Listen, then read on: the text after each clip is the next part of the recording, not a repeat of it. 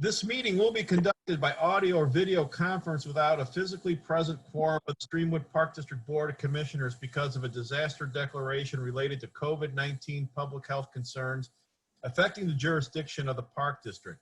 The President of the Board of Commissioners has determined that an in-person meeting at the Hoosier Grove Barn, 700 West Irving Park Road with all participants is not practical, prudent because of the disaster. Commissioners, the Executive Director, staff, and Chief Legal Counsel will not all be physically present at the Hoosier Grove Barn, 700 West Irving Park Road due to the disaster. Physical attendance at the Hoosier Grove Barn, 700 West Irving Park Road may be limited or not feasible, so alternative arrangements for public access to hear the meeting are available here. With that being said, I'd like to call the meeting to order at 7 o'clock. Roll call, please. Commissioner Wright? Present. Commissioner Brogan?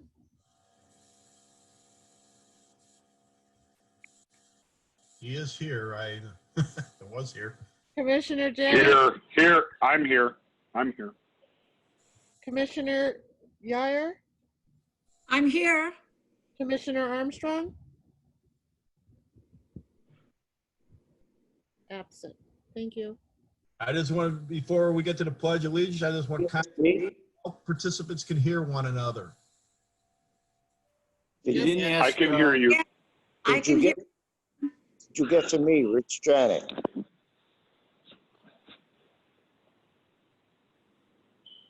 Hello, did you get to me, Rich Janet? Yes, we did, Yeah, sir. I can hear it. Present. Thank you. I'm here. He said, please join me in the Pledge of Allegiance. I pledge allegiance to the flag of the United States of America, States of America, to the republic, to the republic, Let's stand. one nation, under God, indivisible, Indivisible. with Liberty. justice for all. Okay, next up, introductions of guests. We have Mr. Kevin O'Kelly from Raymond James. Welcome, Kevin. Greetings, everyone. Do we have any guests, Jeff? No, and I did check my emails and voicemails. We had no people call in or emailing messages. Okay, so being there probably no topics from the floor, let's move to approval of the agenda. I move we approve the agenda as presented. We have a motion. Do we have a second? Okay, Mr. Yair, second. Roll call. I please. second. Okay. Commissioner Wright? Aye. Commissioner Brogan? aye. Commissioner Brady? Aye. Commissioner Yair? Aye. Okay, thank you all. Next up, we have the finance report. Commissioner Yair, the floor is yours. Okay. As described, there are two items on the finance report. First is the monthly expenditures and payroll. We all got copies of it. Are there any questions or concerns?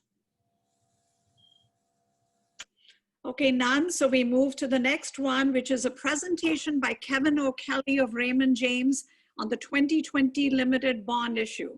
Kevin, the floor is yours. So thank you, Commissioner, and greetings again to everyone.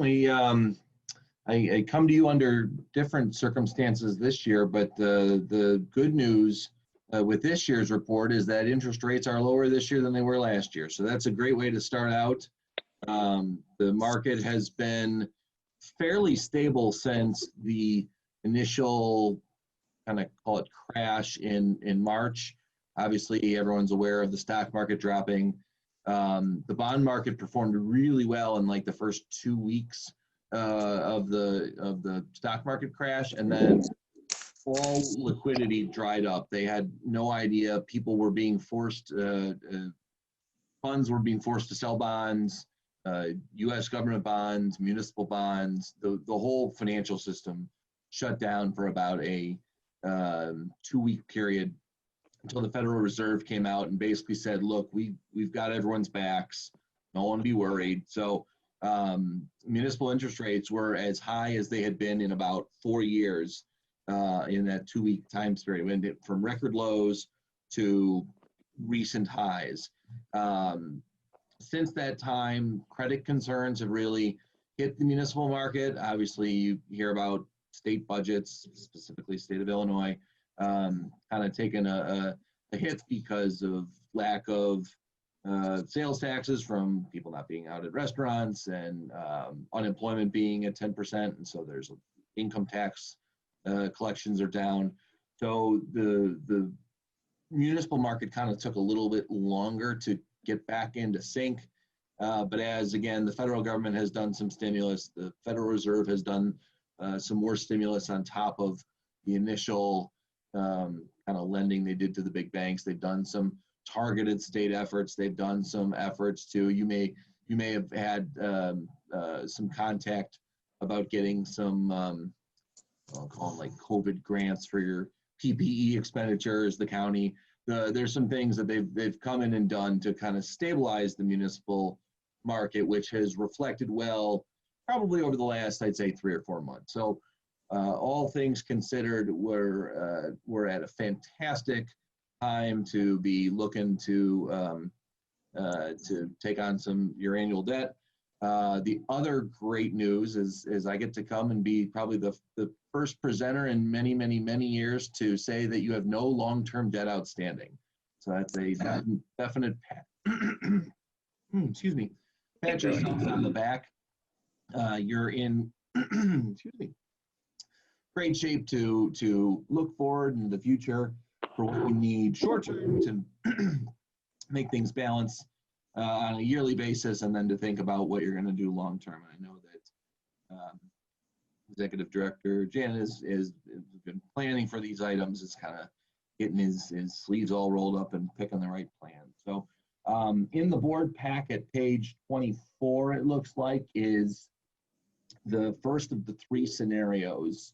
I'm sorry, page 23 is the first of the 3 scenarios. And the reason why we have 3 scenarios is to kind of take a look at where you were last year. Last year's issuance was for a project amount of about 1.28, doesn't take into account any replacement of the money that you used to spend paying off your longer term. So you'll see that on slide 23. Slide 24 is basically taking what you've issued. Yep, that one right there. Nope, wait, one back, sorry. Yep, that one right there. So slide 24 shows a $1.5 million deposit, and that basically takes what you received in the past for ongoing, capital projects, as well as the money that you used to pay off for debt. So that way your tax rate basically stays the same. You're averaging about $400,000 in annual debt service over a 4-year period. That hasn't changed since previously. So the goal of about a $1.5 million deposit at interest rates of about 2%, you're paying about $100,000 in interest there, and you get to 1.6 million, which again is divided by your 4 years, gets you to about $400,000 a year. And if you notice, the DSEB column, the third from the left, is 1.6. So it allows you to grow as inflation keeps moving up, as it has. We've had some, I don't like inflation, but we've had some nice inflation for the DSEB growth over the last 4 years. We think this year is going to be a little less. Gas prices have been low, other than going to the grocery store where things seem to be a little more expensive.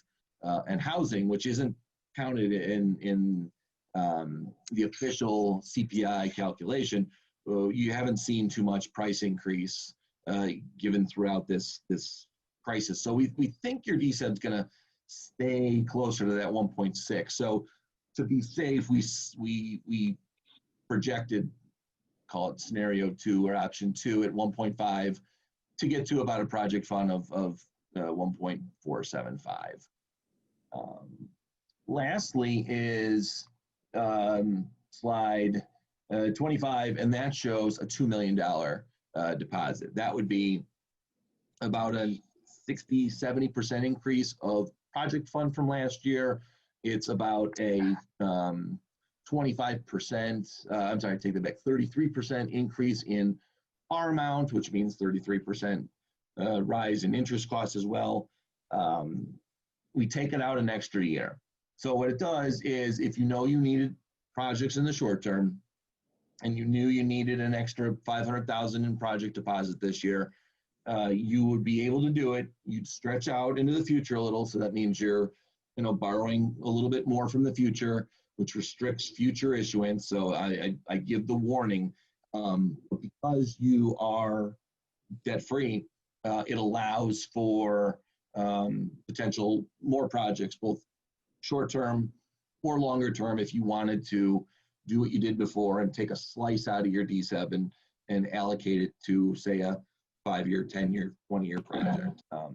This is kind of the, I'll wrap it up here, and this is kind of the peeking into the future of if you needed more, this is a scenario that would kind of peak towards that. But it is certainly the most aggressive, and to stay with the same path, I'd say option B or option 2 is the place you want to start your discussions as we get into, the buy-up process and the issuance process, but definitely wanted to show all 3 for your consideration.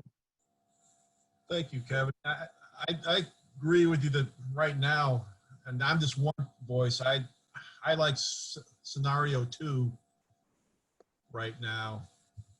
I just don't want to get too deep. And also take a look that we've had we'll probably have a second stimulus coming out, and eventually that's going to have to be, when you're talking about inflation coming down the road, that's got to be something that's in the near future, I think. I do too. That's my personal opinion. I've been saying it for a while, and it just hasn't materialized yet. So that's why I'm cautious about what'll happen going into next year with ESEB. You don't want to assume it's going to grow and then be locked out, and then you're forced to either go out that extra year or lower your issuance. You can make back, so if inflation does rear its ugly head, you're able to kind of retroactively levy if you do spend projects out of your own funds, to recapture what you're entitled to. You don't have to, but you can. And it's something we recommend against, generally recommend against, if you've got other means to access funds for capital. And with your fantastic debt profile, you've got an open kind of slate to start painting the brush on. Kevin, can you explain a little bit about a parameters ordinance versus what they're typically used to?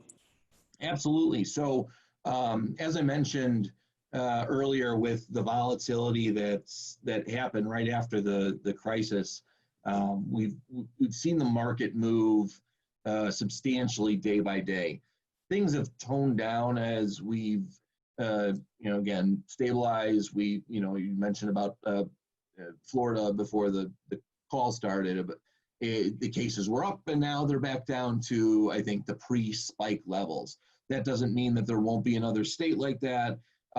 As the election draws near, after 2016, interest rates were at record lows for nearly the entire Obama presidency. And then 2 days after the 2016 election, rates jumped substantially. I think the 10-year was up nearly a whole percentage point in a month or two's time. I remember working on some big refunding deals at the time that had lost major savings because nothing was going to change, and then it changed all of a sudden with no warning. So what we typically do to allow for flexibility, and a lot of park districts have jumped on this bandwagon in the last, I'd say no earlier than last year, but more are doing it this year, is what's called a parameters ordinance. And it's exactly what you would approve if you were doing your typical bond approval when we come back to you with the bids of everyone who comes in. But what it does is it sets the parameters of any bid that the board would set. And so what we do is we typically put in a range of issuance. So in today's case, we've showed you issuance from about 1.28 million to 2 million. We believe interest rates are going to be low at about 2%, but we would say a rate no higher than 3%. We know that rates aren't going to be that high, but when you do a parameters ordinance, you allow for what's called any of a worst case scenario. What the parameters does is it directs the board president and the executive director, or whomever, the board decides they want to have on that list. But at any time in between meetings, the designated appointees would be authorized to accept a bid from a bank. We had one that came in the week that the rates hit their lows in mid-March. And a couple of you may know Larry Reiner from Butterfield Park District.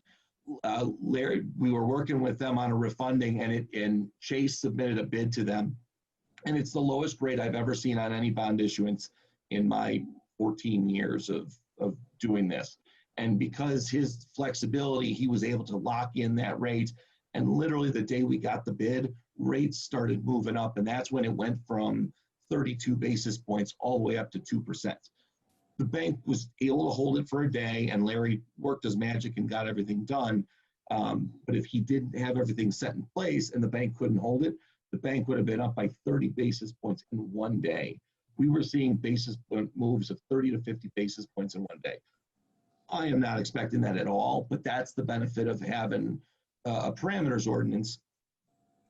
And you're locking in the maximum terms. Off the record, what you could say to designated appointees is, yeah, we gave you the flexibility of going up to 3% and whatever other parameters we put in, but we don't want you to go any lower than, or any higher than 2 because of the flexibility. You may get a bid in, let's say, mid-September, and we think rates are going to go down in the next month because 2 weeks ago rates were low. Last week they jumped up, and this week they're already back 10 basis points lower. So you'll see the weekly flexibility. We don't want to lock you into a certain day where it's just because your board meeting is this week that we have to accept the bids. We can go and we can wait for rates to be locked in.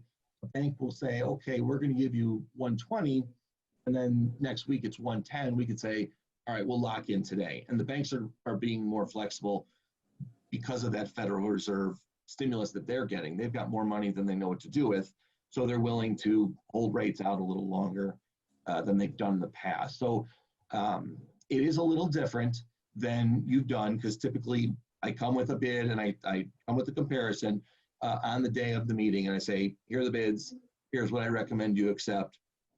In this case, we still do the same exact work. Linda does the same exact bidding process.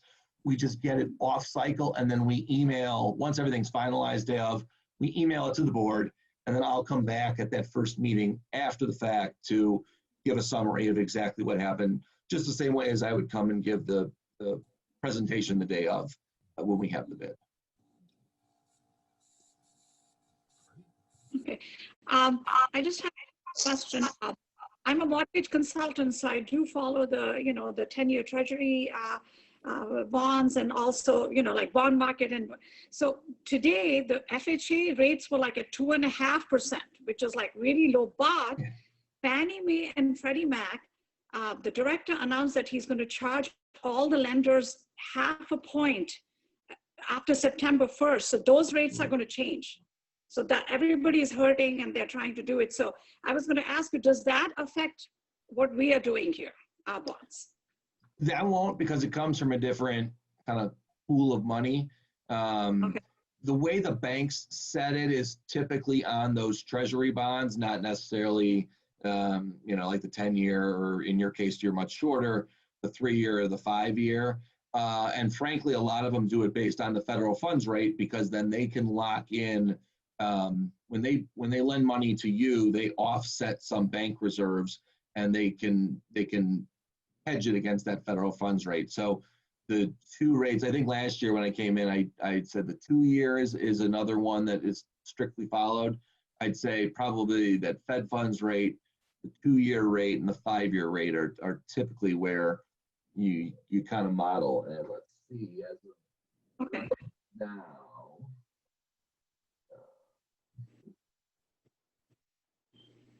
So would this be a new ordinance we'd be looking at voting on next meeting, Director Janda?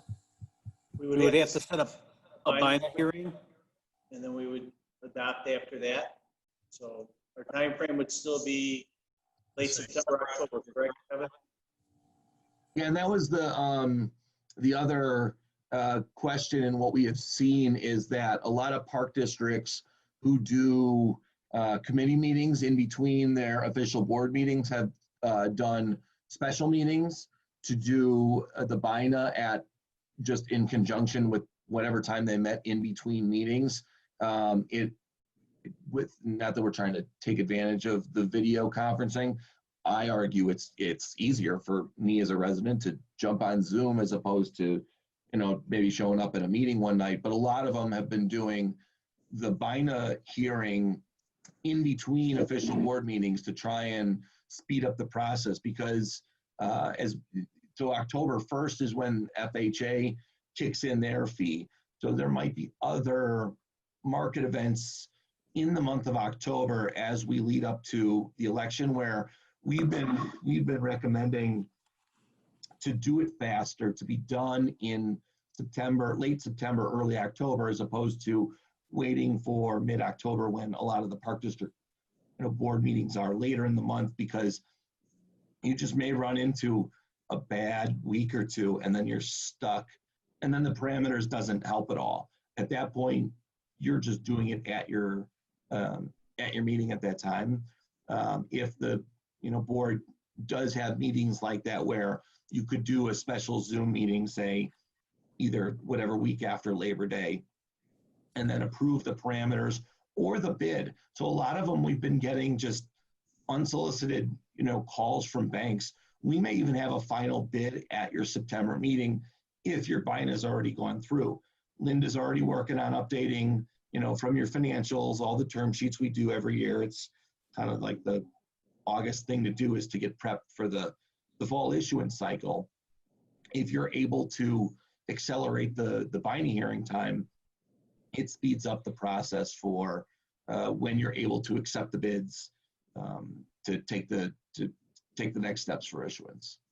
Our next meeting, September 15th, is that right, Jeff? I I believe believe it it is. is. And so I'm wondering if we should try to have our BINA hearing then. I mean, I know that's, you're the captain of the ship. I would not be against having it earlier as a special meeting. I wouldn't be either. If and it might be something, if we all take a look at our calendars, maybe the week before Labor Day, because Labor Day this year, if I'm not mistaken, is on the 7th. Yep. Maybe doing something on the 8th, but just to keep it on everyone's radar screen. We don't have to decide it tonight, but for everything I'm hearing is, Kevin, you're telling us that, in a year that's been so unpredictable that right now it could become, there'll be more variables thrown in the equation October 1st, and the sooner we do this, the better off we'll be, if I'm hearing you correctly. Yeah, I think you mentioned it earlier. In a year that's been what's the old Vin Scully quote? The improbable, the impossible has happened. It's if I were going into a casino today to bet that nothing else crazy happens in 2020, my guess is my odds would be very high on that. So flexibility has been extremely valuable in every situation we've prepared for it. So, and the 15th is actually not a bad time too for BINA because it's earlier. If you couldn't find some time to do the BINA before the 15th, and you're required to have 7 days in between the BINA and when you approve the parameters ordinance, doing one afterwards, so you could do it the 22nd or the 29th if Tuesday ends up being the best day for y'all. But you have a nice window there around the 15th. If you could go a week before, that's more flexibility. If you can't go until maybe a week after or so, or even if you had to go on like Thursday, what would that be, the 24th? That's anything you could do before getting into October is great, and the sooner the better has just been what we found to work best so far. Yeah, even the 7th of September sounds good, or even the 15th of September, whatever you guys decide, I'm good. And I agree with President Wright about choosing the slide number 2. I like it too, better than the others. Kevin, Thank you. Kevin, if you could prepare a draft of a presidential order for sign dates. Yes. We'll work with, we'll get the regular notice that we use every year. We'll put in the 15th, we'll send it to you, and then once the date is picked, modify it, let us know. We'll do a Zoom, I'll join in, talk about the selected option. Usually we bring a couple of handouts when a final number is picked. We'll prepare all those, quote unquote, final handouts at this point, estimated at the time, and work off that. And we'll have Linda get working on the rest of the documentation, and we'll be ready to move. Certainty and flexibility, I can't say it enough, is just, we've been really focusing on that this year. Great. Thank you, Kevin. Any other questions for Kevin? Thank you, Kevin. Kevin? Excellent. Thanks. Take care, and I'll send you those documents, and we'll get to work. Thank you. Take care. Thank you, Kevin. That's all I had in the finance report today, President Wright. Thank you, Commissioner Yauer. Next up, we have Policy and Planning Report, Commissioner Brogan. You're Muted, muted, sir. sir. We have the public assembly and policy resolution discussion only. Go all the way down to the bottom. You'll see what Jeff wrote up. And I think we need to have something in place, because we have to have it in case 2 or 3 or 4, 5 or 1 or 2 or whatever number want the same assembly in the same location. We have to have some order. We have to have something that does something. Not that we're ever going to stop from proper assembly discussion. I agree. And I think one of the things that, everybody does have the exercise of freedom of speech, and they could probably assemble wherever they want, but there is going to be a time too where you could have counter protesters or different other groups that come out too, whether it be, I'm sorry to say, whether it be the KKK or some other group that wants to have the equal opportunity. I think it's best if we have at least have a policy in there, and if they were to work with us and to work with the police, that we can ensure that everybody could have their events peacefully without having any interruption to anyone around the neighborhood or the surrounding businesses. Bill, I have to agree with everything. You have the right for freedom of speech and assembly, but there are agitators out there, as we well know. That's happened in Chicago, that specifically come out there to incite violence into the crowd. So we have to have something in place that protects their freedom of speech and right to assemble, but also, like you said, to have the police on board to stop any violence or instigators that are purposely there to disrupt the event.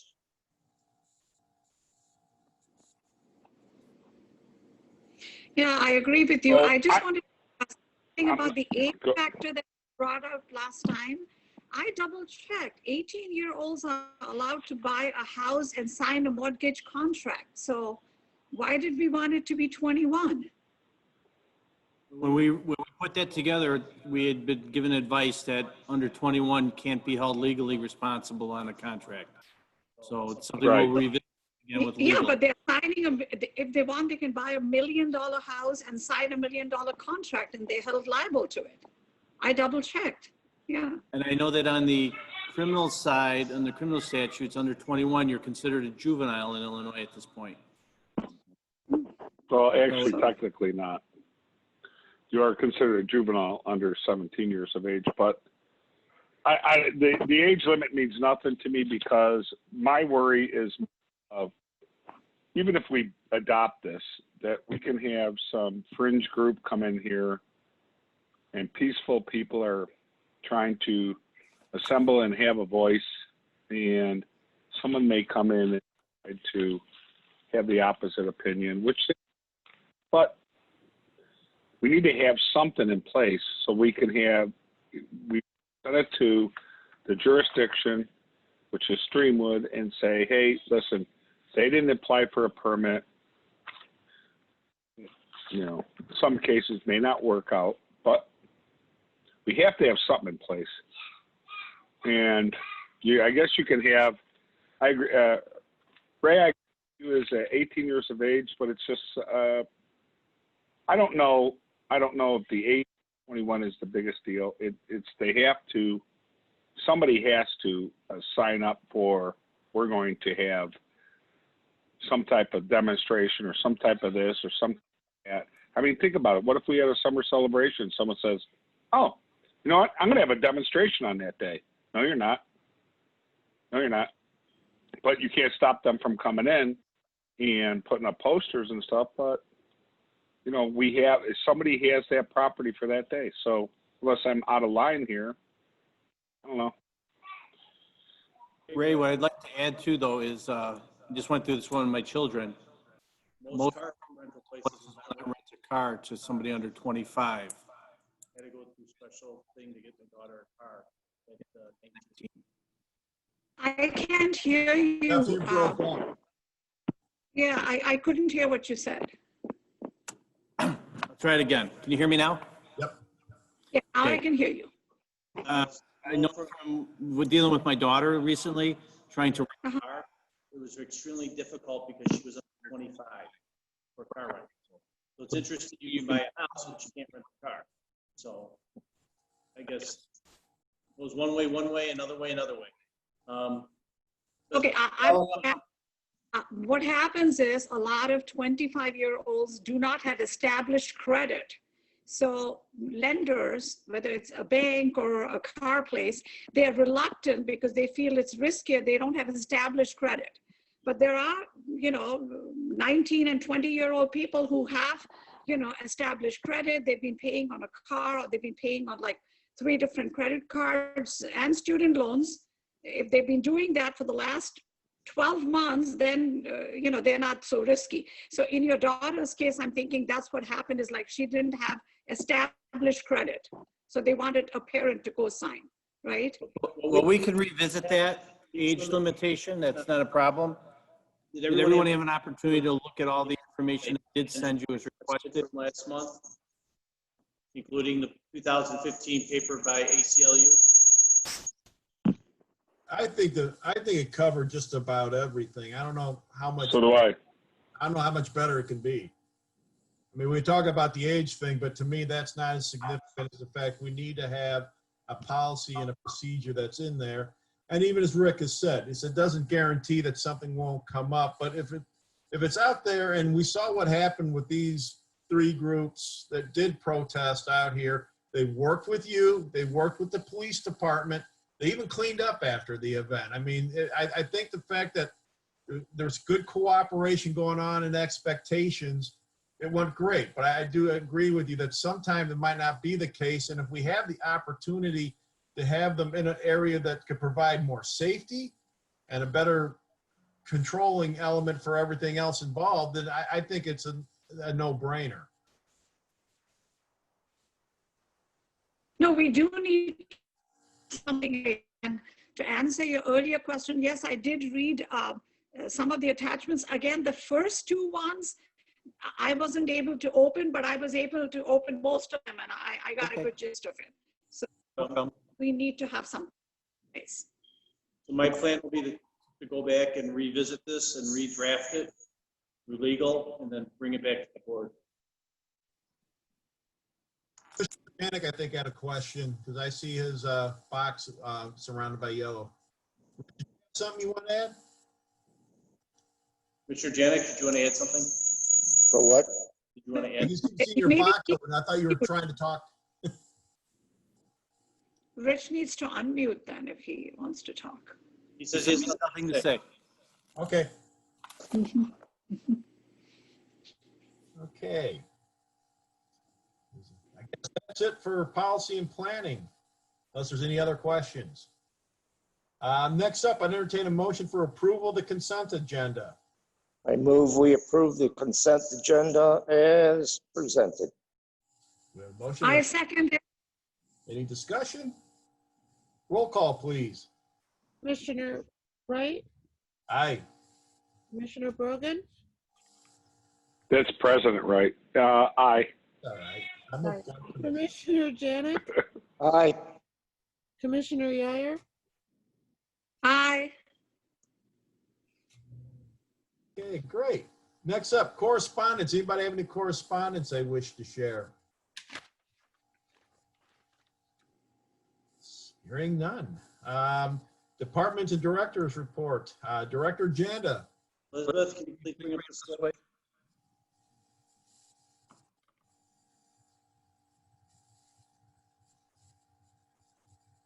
All right, August 2020 management team update, phase 4. Competitive sports were modified on August 15th, prohibits tournaments and high-risk sports. We are tracking COVID-19 related expenses. As possible federal reimbursement will be available at the end of the year. We are averaging 102 users per day at Park Place Family Recreation Center for fitness and 39.5 on the weekends. Coming up, we have outdoor movie in conjunction with the library on August 28th. That'll be at Park Place. See a Truck is this weekend at Park Place from 11 to 1 o'clock. Day camp will be finishing up this week. Net revenue is estimated 5906. Already mentioned fitness. Pool status, we're seeing increased usage requests. We're extending the hours. Also, the Academy We're getting a little feedback. Academy Boat Swim. team rentals will be bringing in $862 a week. U46 Collaborative will be beginning next week. That's where we will be using our facility currently at Community Center to help with these kids. If we need to, we can move the Sunny Day School. Our preschool numbers are down, which means we'll offer fewer classes and have fewer staff. A couple of things from last week was fall soccer. We currently have 90 enrolled, which is about half. Gross revenue will be about $67.50. But we will be renting out field slots. We've booked one for $12.50 and the other for $700 at Hoosier. And our dance program has brought in $26.75 in gross revenue.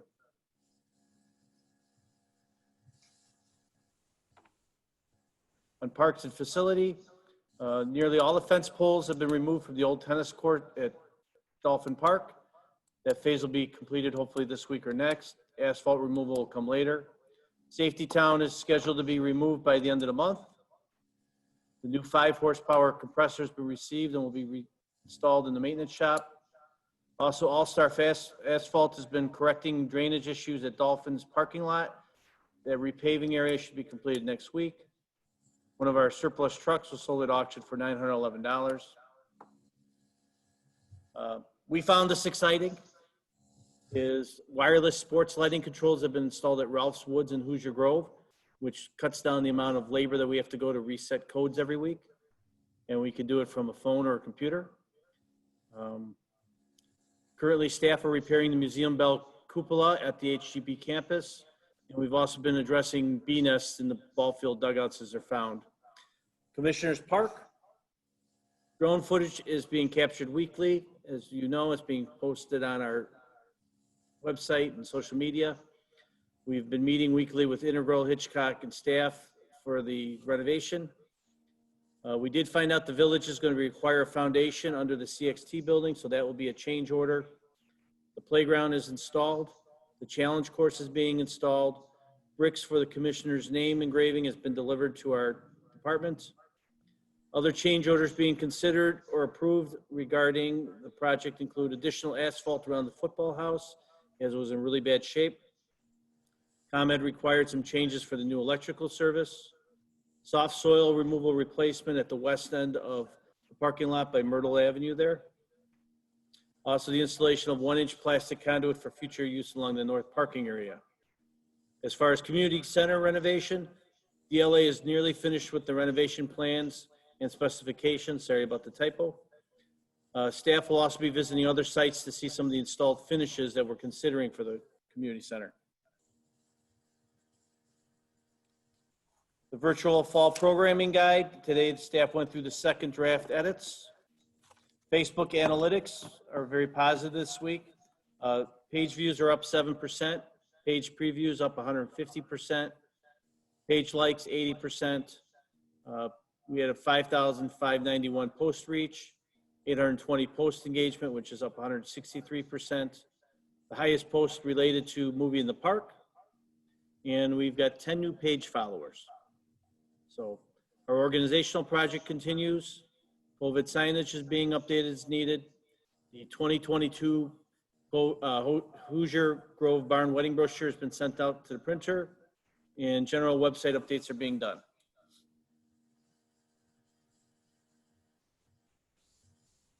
All of our financial reports that the auditors asked for, records and materials, have been delivered to them.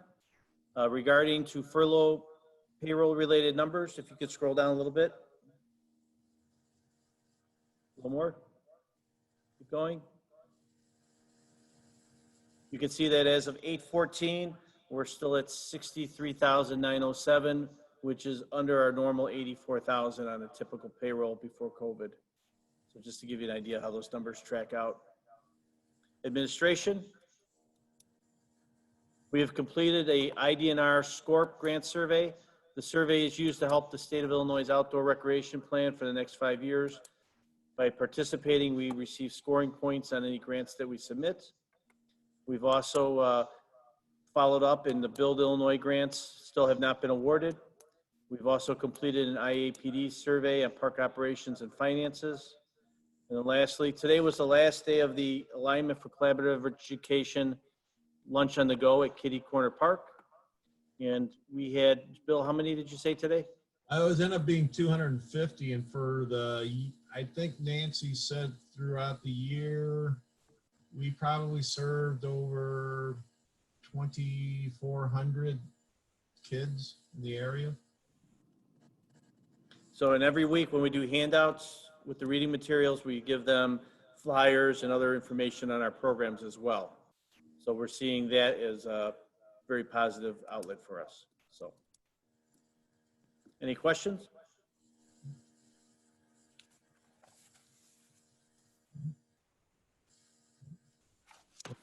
Seeing that there are none, thank you, Director Janda. Next up, Commissioners report. Any commissioners have anything they wish to report? Yes. Go ahead. Well, seeing that I can see this project right over through my window here, this Commissioners Park is going 6 days a week, and they are doing a phenomenal job. And I'm just impressed by how much they're able to do. They're working on Saturdays. They're working till 6, 7 o'clock at night. Not really sure what the time frame is, then this will close, but it looks like they're moving real fast. Jeff, do you have an idea what time that this, because I keep having people ask me. On paper, we're scheduled for turnover on October 2nd.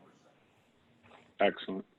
And it's awesome. I mean, I can hear the beeping from my pool. It's a little irritating, but I can live with it. I wonder who's in charge of this, and I guess we are. So, and it's all day on a Saturday, but you want to know something? It's progress. It looks really good, and it's moving along faster than I ever thought it would be. On another note, I hope everything's going good with Sherry. I know she had her mom passed away, and I hope, God bless, and hope we're all taking care, thinking of her and her mom in our thoughts, and, hopefully she's, is she taking time off? Yes. Excellent. Excellent. Other than that, I think it's, everything's going very well. Anybody else? Okay, moving along, just real quick, I reiterate what Commissioner Brogan said about Sherry's mom. I visited Sunday since she lives across the street. she's naturally despondent about it, as anybody would be losing a parent. But you know, she appreciated it. I know other people reached out to her, and I know she was happy about that. The only other thing I just want to say, I want to thank Director Janda, Kyle Saros, and others in the staff who came out.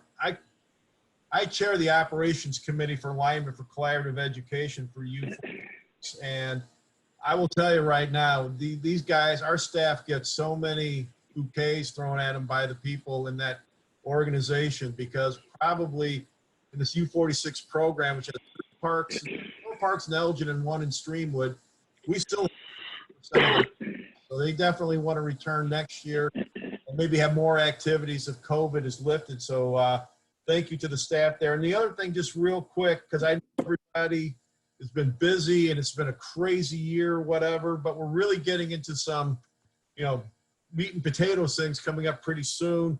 If you have time during the month, you know, spend an hour with Jeff, whether it's on the phone, whether it's a Zoom or going in person, just because there's a lot of things starting to move, and there's going to be probably, I say in the next 4 months, a lot of stuff happening. And I know sometimes it's just not easy for us to drop in, and we're all trying to respect the social distancing and everything, but please try to get on your calendars an hour a week with Jeff if you're not.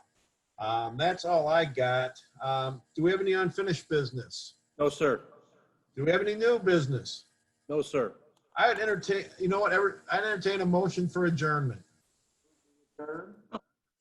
Can I just add just 30 seconds? Jeff, I've been Yes. very busy on mortgages, but I do plan to call you next week and spend some time with you, you know, going over it. And I did Great. reach out to Sherry, and, you know, my thoughts and prayers are with her. And I just want everybody to please stay safe. Please stay safe. Okay, that's all. Thank you, Commissioner Yauer. Same to you. Okay, entertain a motion for adjournment. Motion. So moved. We have motion and second. All in favor? Aye. Aye. Everybody, stay safe out there. Take care. Thank you. Thank you. Thank you.